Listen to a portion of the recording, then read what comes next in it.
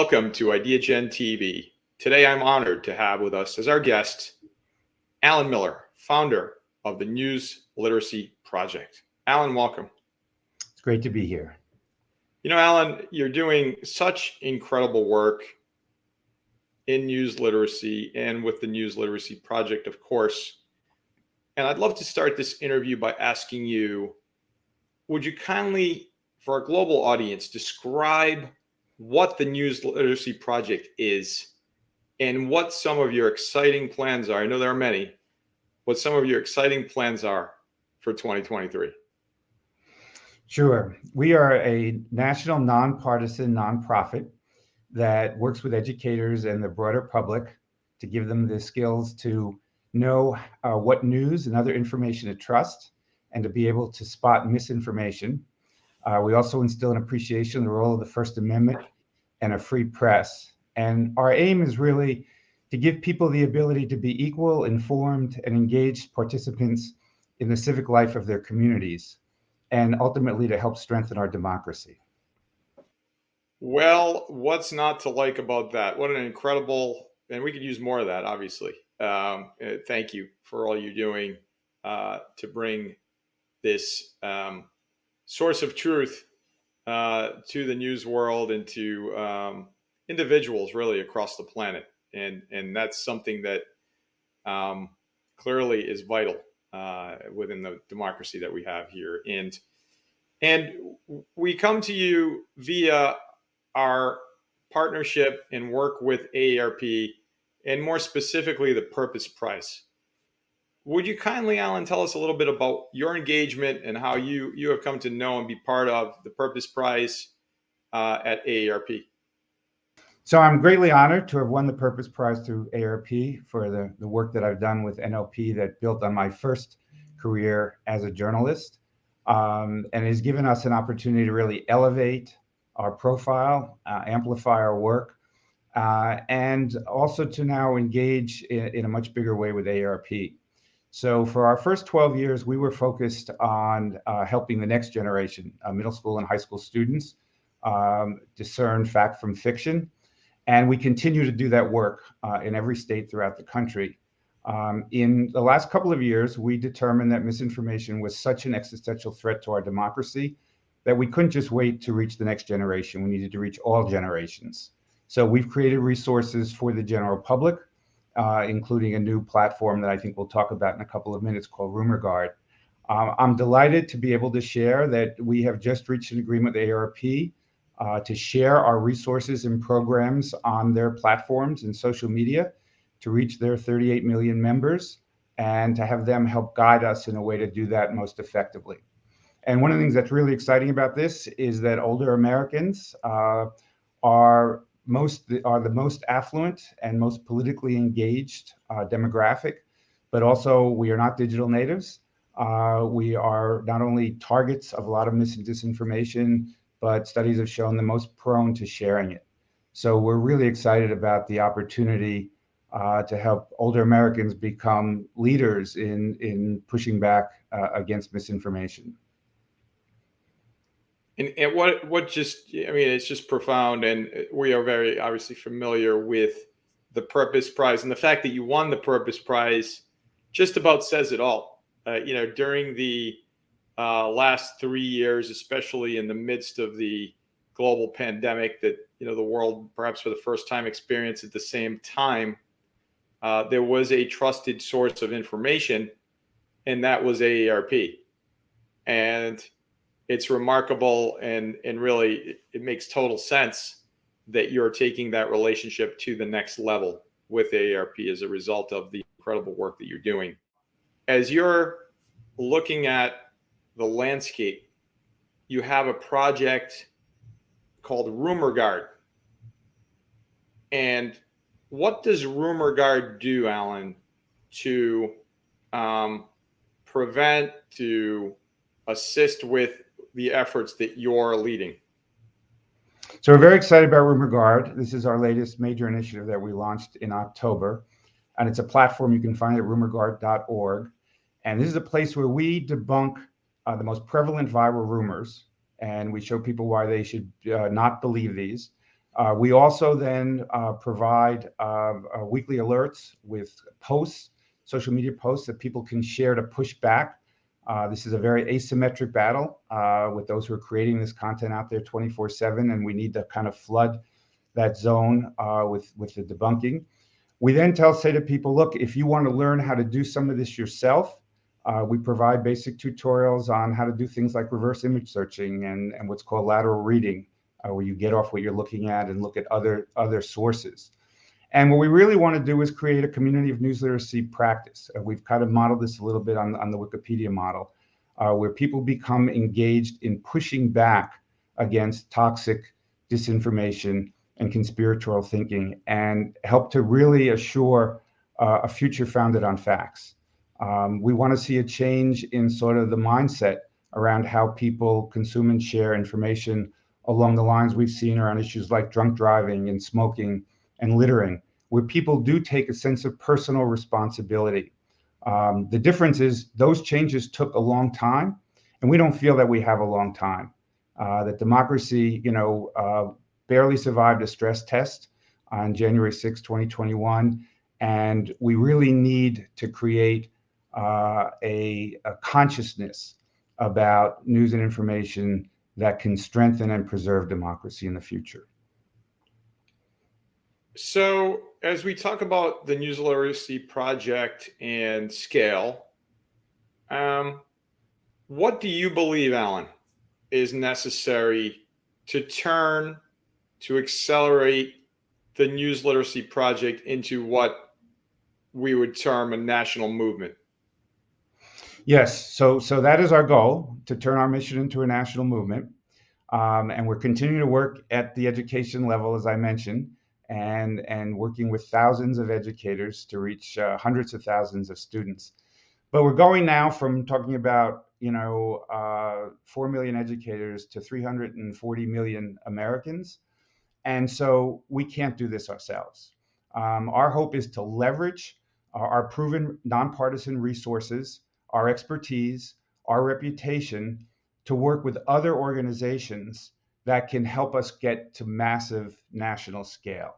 So I mentioned AARP, which obviously is a terrific partner, but we're looking for new partners, new patrons, new participants who can help us create a News Literate America. And we're excited at the prospect, and we feel that we have a tremendous amount to offer, and that there's a growing recognition and concern, and you see this in public opinion surveys, about this threat and about the need to combat it. Well, and I think the pandemic is a great example of the need for a trusted source of information. That seal of approval that says, this is legitimate information. Whether you agree with it or not is less relevant than whether it's legitimate, right? So the ability to share, trusted information is so vital. And I believe you would like to see, the News Literacy Project would like to see spotting how to identify trusted information as a requirement for high school graduation, which, in and of itself is profound, right? You want to believe that you pick up whatever newspaper you'd like to read, or coming into this century, you're now on the internet somewhere in looking at Instagram, and what you see is trusted. You're a high school student, whatever student you are, you're about to graduate, and yet you're consuming, and adults, by the way, same thing, but high school students, they're consuming information. They don't know what's true, what isn't. Tom Brady retired. Tom Brady's going back. Someone posts it. It turns into a viral rumor. He's back. He's going back to the Buccaneers. Is it true? By the time you figure out, that he issues a statement that it's not true, we've wasted a lot of time. And that's not harming anyone. Maybe the other prospects for his job, but not harming society. So what will it take, Alan, to develop this skill, this critical thinking skill of identifying that trusted information that we've talked a lot about today? as a requirement for education in high school? George, as you just said, we believe this is an essential life skill in the age in which we live. It's really a survival skill. And we would like to see every state adopt it as a requirement for high school graduation. I'm pleased to say that there are now 3 states that have this requirement: Illinois, New Jersey, and Delaware. Texas does as well. It'll kick in a few years. And there are other states that are considering it. So we want to advocate and encourage states to move forward and to make sure that students have the ability to be equal, informed, and engaged participants in the civic life of their communities and the country. And we think there's really a responsibility. And ultimately, I think this is how you solve this challenge. If you make it a requirement for everybody moving out from college into the work world, from high school, into the work world or into college or elsewhere. It's profound. And I'd like to take that maybe a step further. So for our global audience, the millions of people that watching this interview, what types of mindsets, what are those markers that we're looking for when we're analyzing the validity of news and content sources and other types of information? What are we looking for, Alan? What can you point to that says, aha, that's legitimate, trusted information? Yes, and it's very important to underscore, we don't tell people what to trust. We're giving them the tools to make that determination themselves. And so I would say the first thing is to pause when you encounter any piece of content and asking yourself, what are you looking at? Is this purported to be news? Is this opinion? Is this advertising? Is it raw information? Is it something that seems to be intended to inform you in an accurate and dispassionate and transparent way? Or is it something that seeks to sell, to persuade, or, very important, to inflame? If it's something that's really appealing to your emotions, that's a red flag.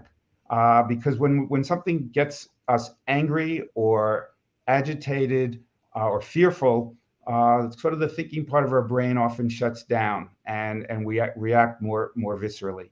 Look at the source. Is this a trusted source? Can you tell who created this piece of content? Is it a trusted source? What are the sources that are cited? Is there evidence to support the facts in the piece? Do you have multiple points of view? Are you being given information to allow you to make up your mind about something, or does it seem to be pushing you in a particular direction? Then you might look at the comments. You might look and see whether it's been fact checked by independent sources, including by RumorGuard. And particularly if you're seeing it in one place, it may well not be true, especially if it seems to be too good or too outrageous to be true. It's another reason to pause. The other thing to recognize, and you mentioned the pandemic, which is a good example, is that truth often takes time. You need to follow a story over time, especially when there's a fast breaking story that gets a lot of attention and appeals to our emotions. As journalists or scientists are trying to determine the facts, the bad actors come in and try to really set the narrative. And so that's a particular reason to pause and to wait until you're confident, particularly not only with whether you trust this, but very important, whether you share it. Because the viral rumors, the toxic misinformation can't get the kind of scale that it reaches without so many of us, often inadvertently, spreading this to others. Yeah, that's exactly right. And so these are, as I hear you describe what individuals should look for, what I'm hearing is basic journalistic principles. Would that be right? I mean, multiple points of view, fact checking, source checking. I mean, these are things that maybe have not been as rigorous, perhaps, or subject to the economics of what the news business is today. I don't know. You can probably answer that better. So you're exactly right. So we basically take the standards of quality journalism, verification, transparency, accountability, and we use them as an aspirational yardstick against which to measure all news and other information. And we certainly point out that, as you indicated, journalism is imperfect in practice, and we want the public to hold journalists to those standards as well, and to demand that and to call things out when they don't achieve those standards. But we also believe that if you're using those standards to measure news and information, you will find your way to high quality journalism sources as well as other reputable sources of content. And you'll also be better inoculated to ferret out the kind of disinformation that is so damaging to our public life.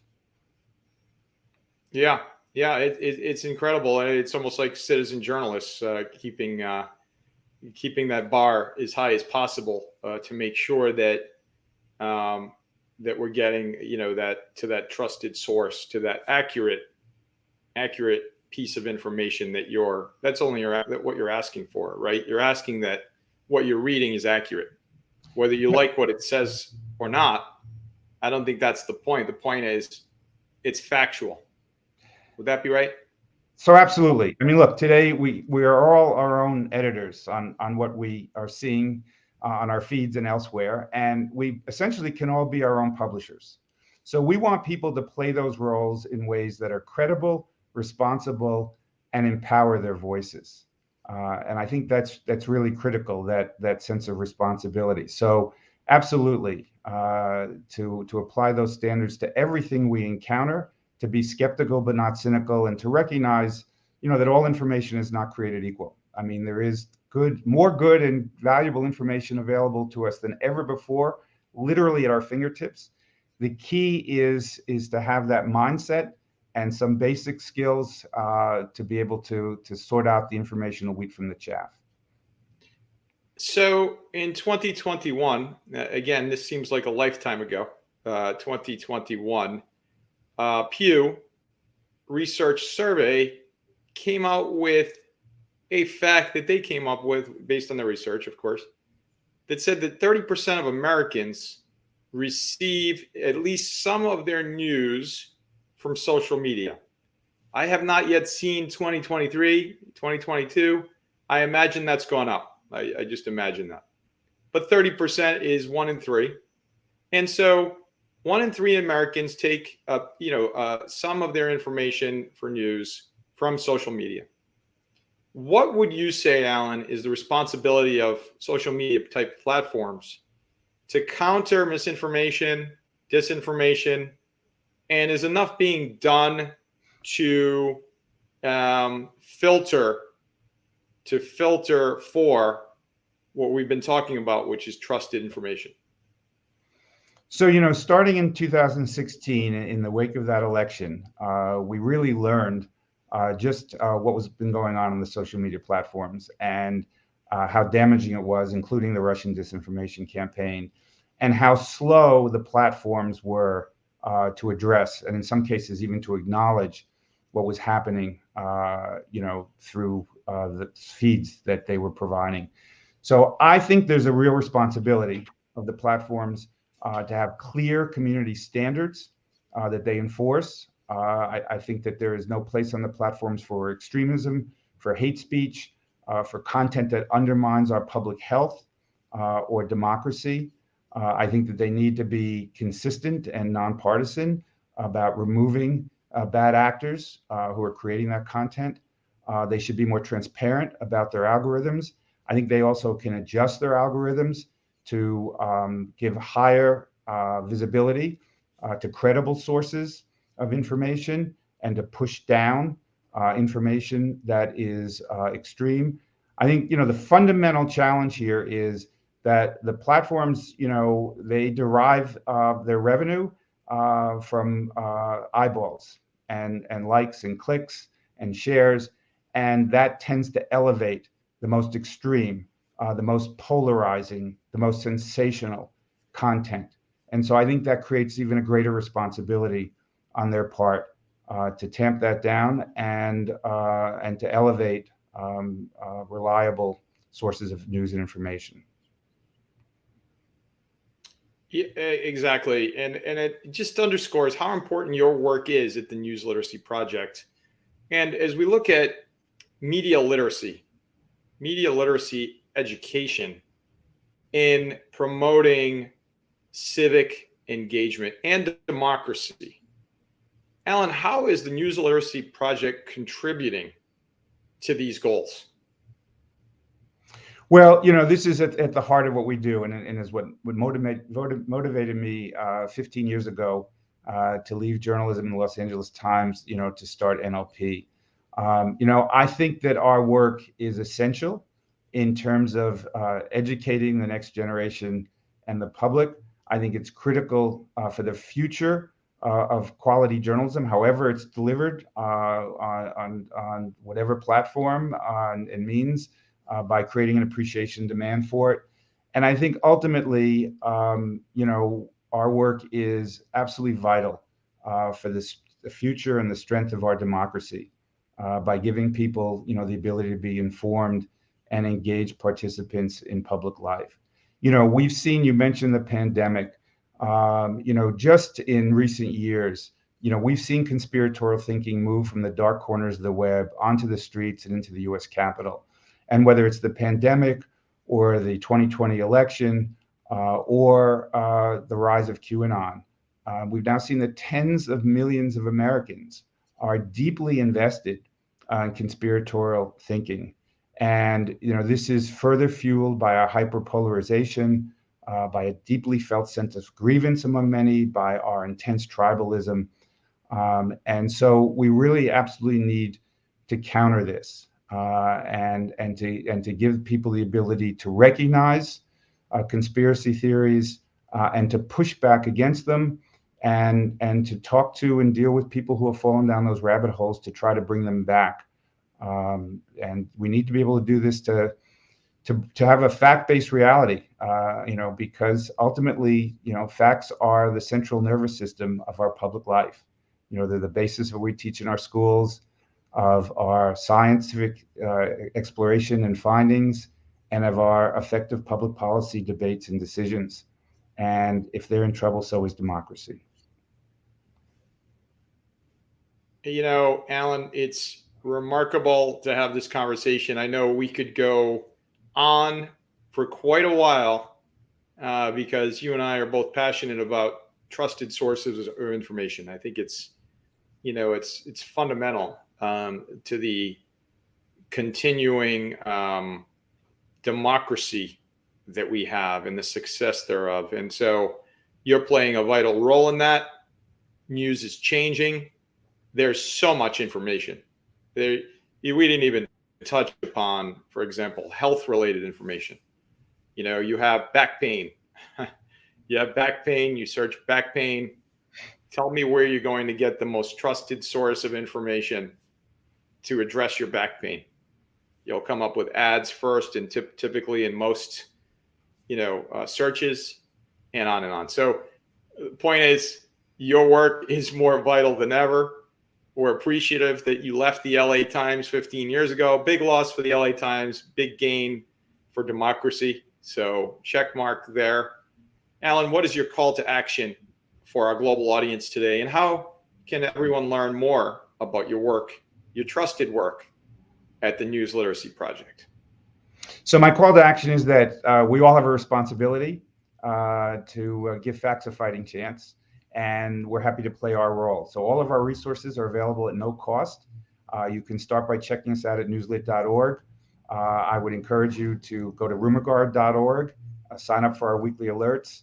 We have a weekly newsletter as well called Get Smart About News that debunks the latest viral rumors, conspiracy theories, and hoaxes that you can subscribe to, again, at no cost. We have an app called Informable. You can download. It's a game that builds and tests all news literacy skills for all ages. We also have a podcast called Is That a Fact? It looks at the impact of misinformation and democracy. And I would encourage you to get involved, to be supportive, to be an upstander for facts, and we welcome you. Again, as a partner, a patron, a participant, we all have a role to play here. Alan Miller, founder, News Literacy Project, changing the world, leading the way for all of us to have access to trusted information and to identify it. Thank you, Alan. Thank you, George.